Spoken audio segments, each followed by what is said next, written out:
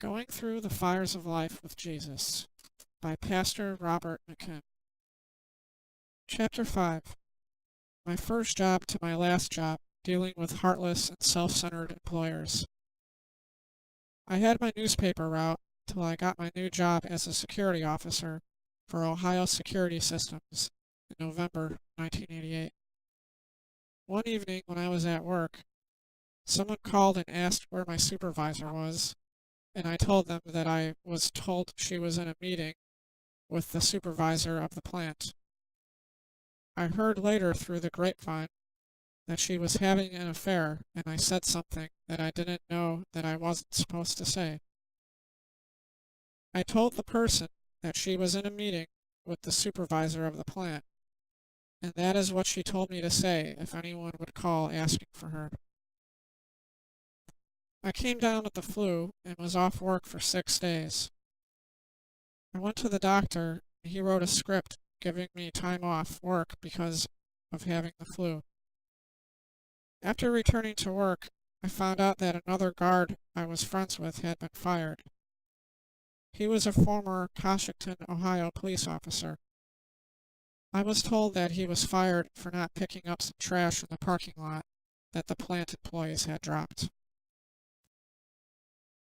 There was 2 new guards hired, and I asked my supervisor why she hired 2 rather than hire 1. She told me that she was trying to see which one would work out. I then looked on the desk and saw that there was only 1 work schedule when there was 2 on the desk before, the week you were working and next week's. I asked her why there was only 1 schedule and not 2. She told me that she was still working on next week's. I went to work on an Easter Sunday morning, like I would any other Sunday. It was a very foggy morning. Couldn't drive too fast that morning. I got to the guardhouse, and the night guards were leaving so fast to get out of there, they wouldn't even talk to me. I went in and saw the 2 new guards there. I asked what was going on. They told me that they got a phone call to show up to work today. I looked and saw the new schedule on the desk, and my name was not on it. I asked what was going on. I looked up my supervisor's phone number, and her husband told me that she left to visit family. I then looked up the district supervisor phone number and called him. He told me over the phone that I have to leave the property or he would have to call the sheriff and have me arrested. I was so dumbfounded because I could not find out why I was fired or when I was fired. He came and told me that I had to leave my uniform and leave the property, or I will face trespass charges. I left and called the main office Monday morning. I was told that I could have a meeting with them to talk about what had happened, but no one called back to set up a meeting.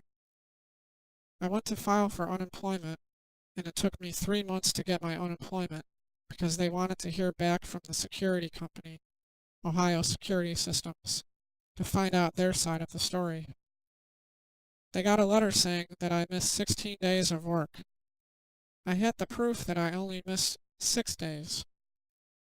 They paid me for every day I work except the 6 days I was off with the flu.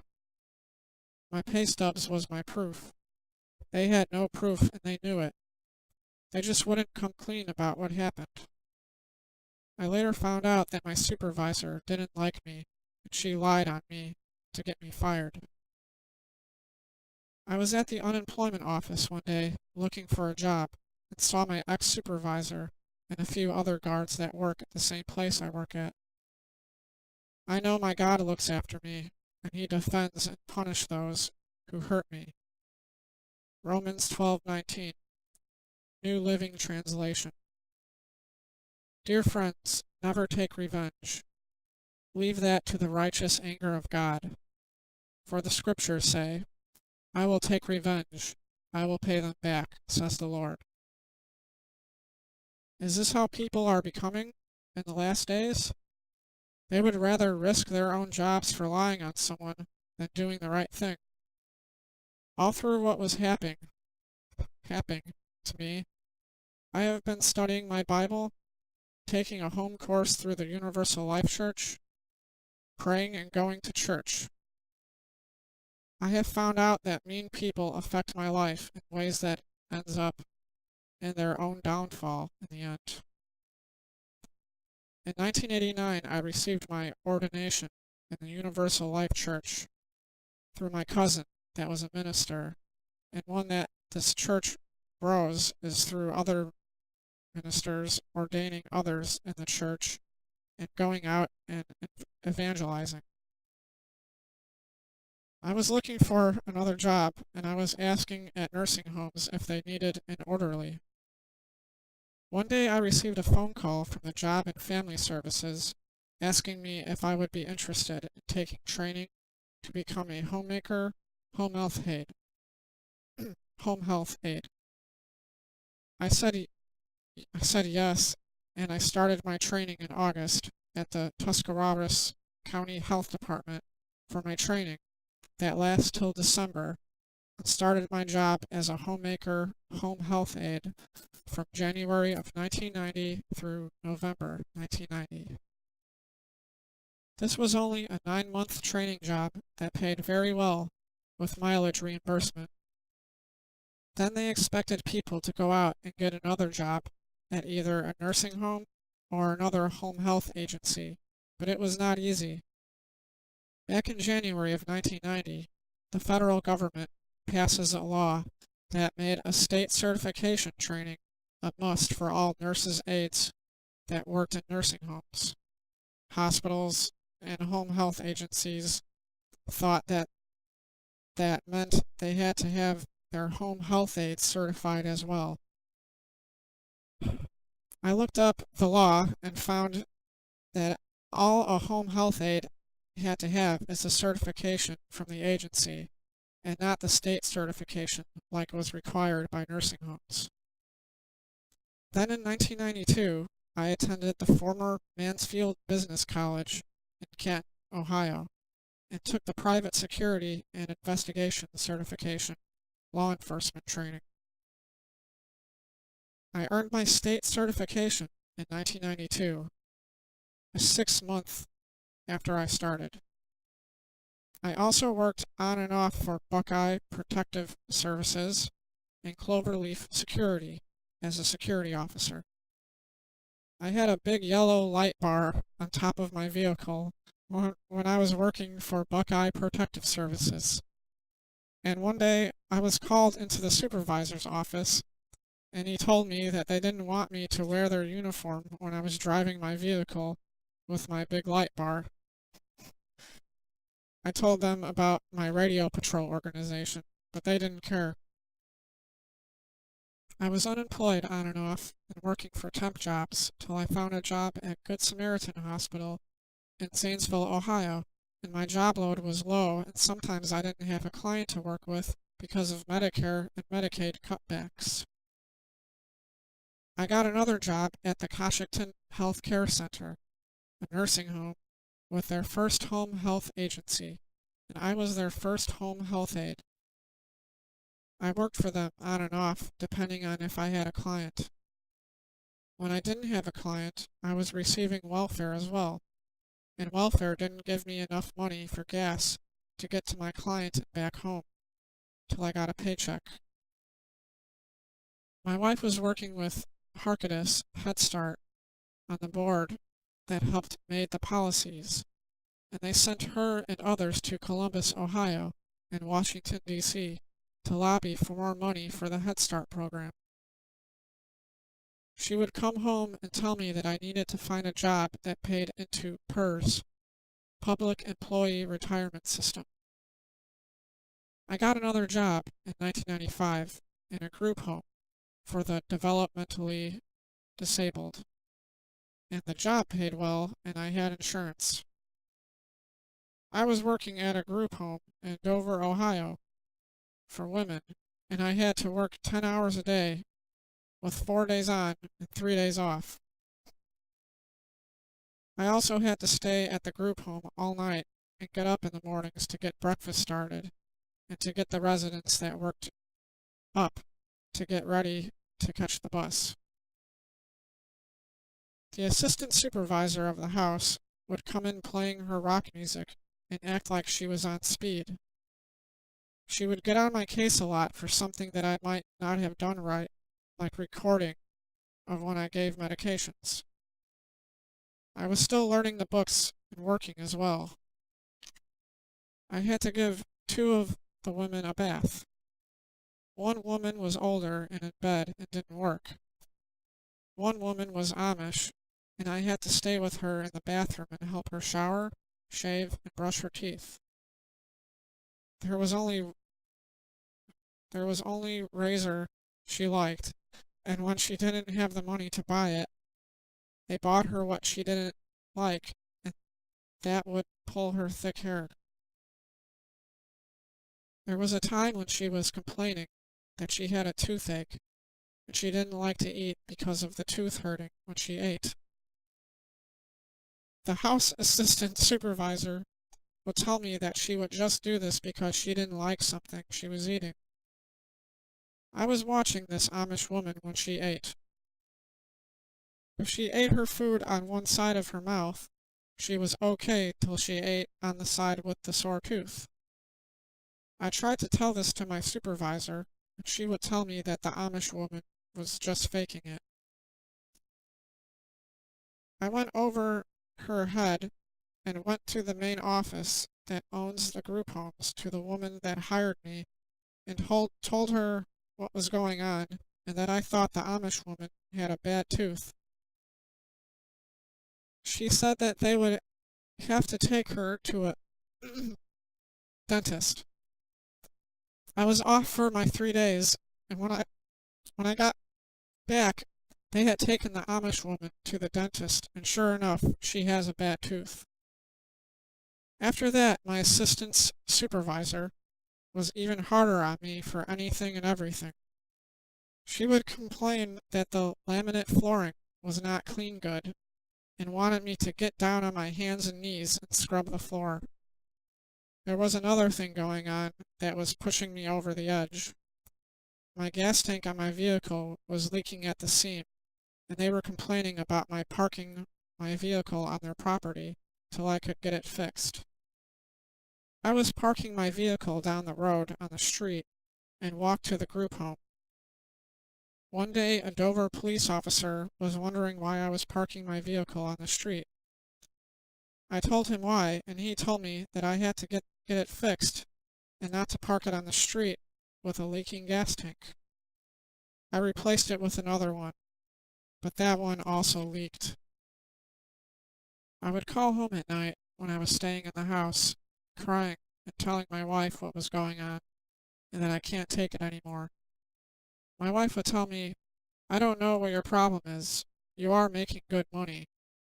I tried to tell her that there was no amount of money to go through what my assistant supervisor was putting me through.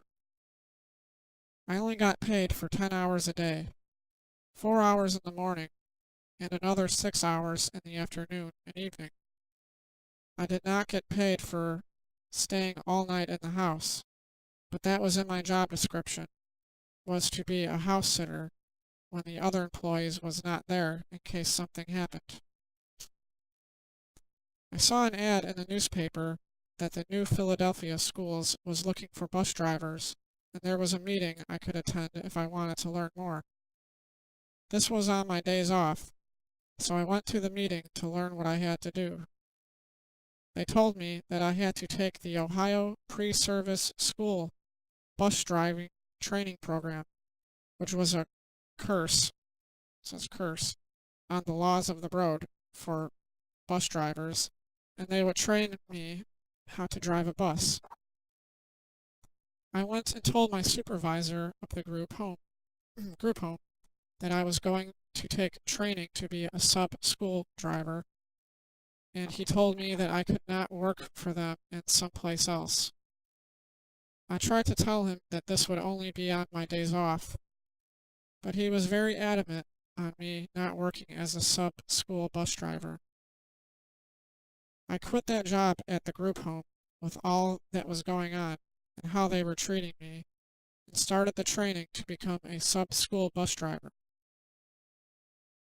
I took the Ohio Pre-Service School Bus Driving Training Program and took my test at the Bureau of Motor Vehicles. I passed and got my temporary permit to drive a school bus. There was a woman from New Philadelphia schools that drove a bus that was teaching me how to drive. The sad thing is that my wife kept telling me that I would never be able to drive a bus or get my license. I fooled her.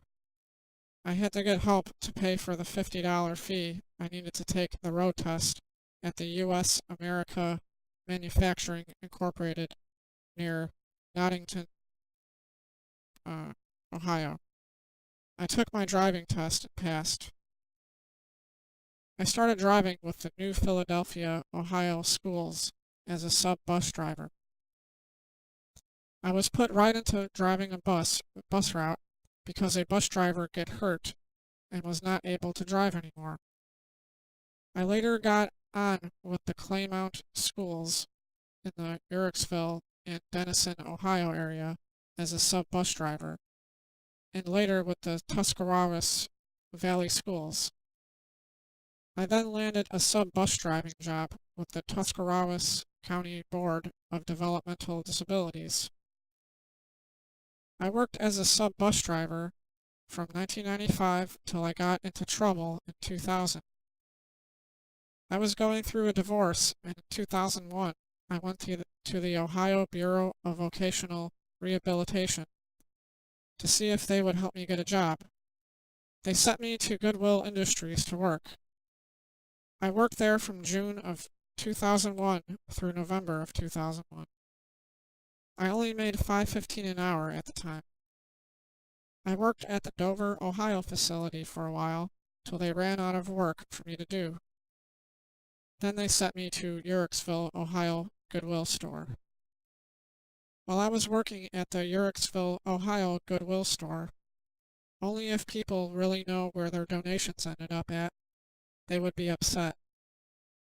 There was someone bringing in clothes and boxes of shoes that I was just told to throw into the dumpster. That's right, the dumpster. The supervisor said that they could not sell everything that was donated, and they had no room to store all the clothes and boxes of like new shoes they were getting in by people. Now granted, there were things that were donated that were broken or had missing parts that they could not put in the store to sale, and that also ended up in the dumpster as well. I have heard, "Where were you when the world stopped turning on that September day?" I know where I was that day. I received a phone call early that morning before I was to go to work from the Tuscarawas County Job and Family Services to get my new food stamp card. When I got there and parked, there were some men out in front that was listening to the radio and talking about America being under attack. They said that we are at war. I went in and signed in with the receptionist, and the woman came to get me and took me to her office. She was also listening to the radio, and she was worried because her son was in the Navy, and she said that we might be at war. I got my food stamp card and went to work. They had a small black and white TV on when I got there out in the back room with the news on, showing the planes hitting the World Trade Towers and Pentagon. That was such a numb day. After I got back to my parents and ate supper, I went to my friend's to visit and take her to work. Her live-in boyfriend was home also, and we were watching a small black and white TV I had, and he was talking about wanting to go over there and kick all their behinds. Well, not quite those words. I wanted to spend that somber day with my soon-to-be ex-wife and sons, but my ex-wife said she didn't want me to. Later on in 2010, after I graduated college, I landed a job with Creative Rehabilitation as a job coach. I was working with teenagers at the Coshington Hospital in the laundry, a 19-year-old boy and 3 girls. One of the girls had already done this work the year before, and the other 2 and the boy have not. I saw that the boy needed a lot of help folding, and so I shadowed him most of the time. The girl that had already did this work before, I trusted her to help the other 2 girls. After we were done in the laundry, we moved to the cafeteria. I was not going to go into where they were preparing the food, but I did go into the washroom, and I checked in on them from time to time because of having a skin problem with my face, wanting to scale and peel. All the while, I was setting out in the dining room, working on the paperwork. There was another job coach and job counselor that was in the dining room while I was there that gave me some pointers. She worked out of the Hopewell workshop there in Coshington, Ohio. She also was job coaching teenagers. She told me that I didn't have to be in the cafeteria with them. We worked at the Coshington Hospital for 2 weeks, then moved over to Big Lots department store in the downtowner plaza for another 2 weeks. My supervisor would check in on me and the kids from time to time. She would wear short summer dresses and skirts that showed her thigh. I thought in this business you should dress modest.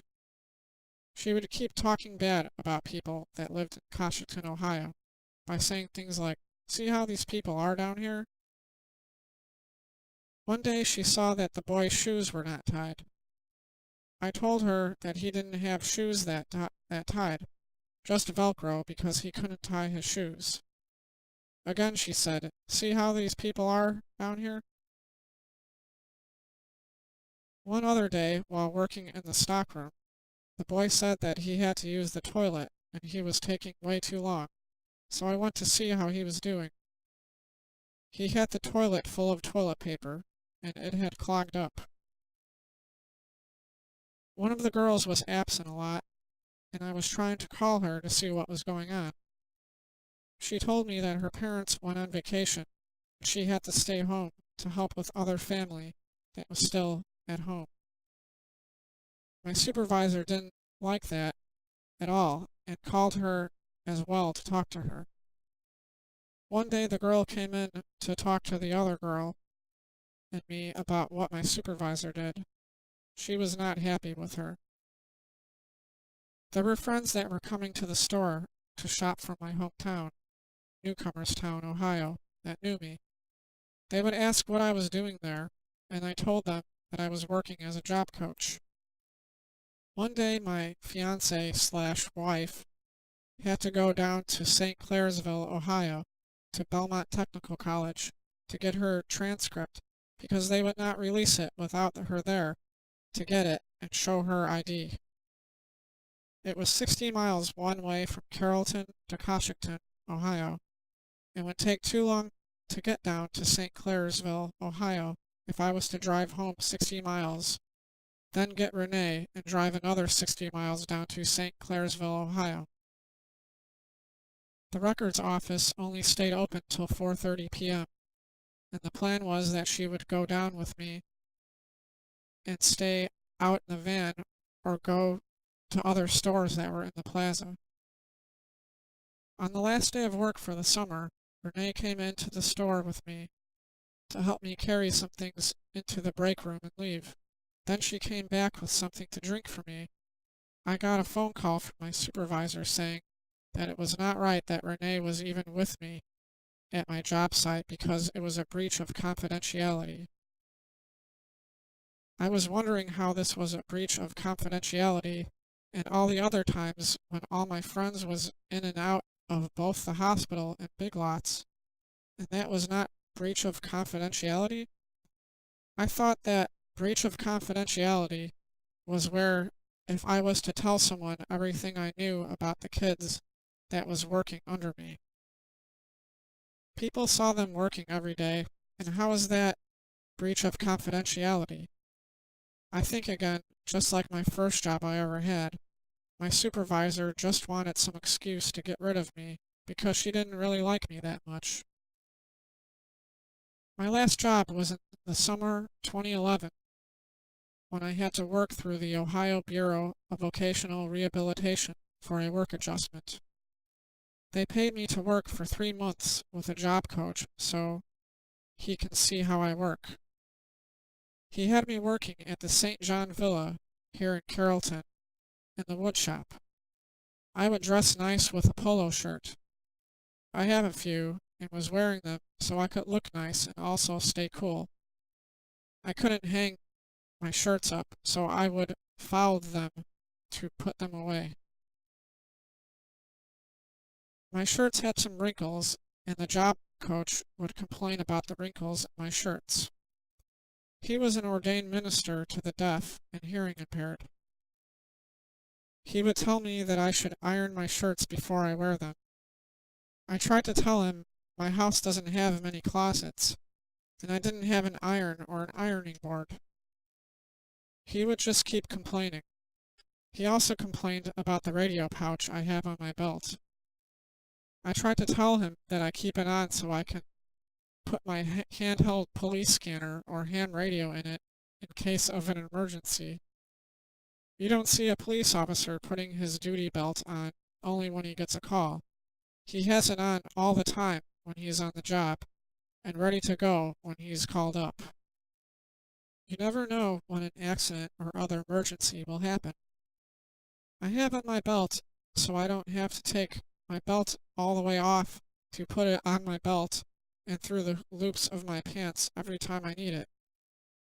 Many people out there think I am stupid and that everything I am and everything I do is for not if it is not for money. Someone said to me, all people on public assistance are already slaves and few are aware of it because you are delusional to reality. I am delusional? I know how the system plays people who are unemployed, disabled, and elderly. It is not right, and Christians who work for a government agency or an agency that receives money from the government, who say that people like myself have to follow the rules, do not follow Jesus themselves. If they did, they would love their fellow brother and sisters in Christ. But instead, they make them follow rules that they know is not helping anyone, just keeping them under someone's authority when they have no authority. Rules don't have authority, laws have authority.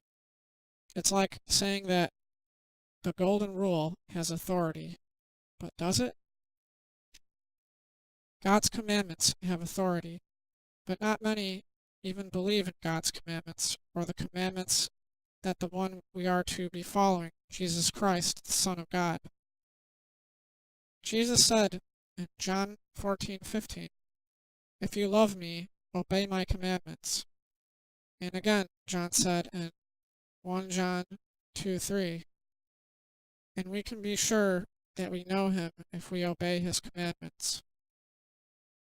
How can you say that you love Jesus, but you refuse to love your brother and sister in Christ because your hands are tied with rules? This has been the truth about my job and education history.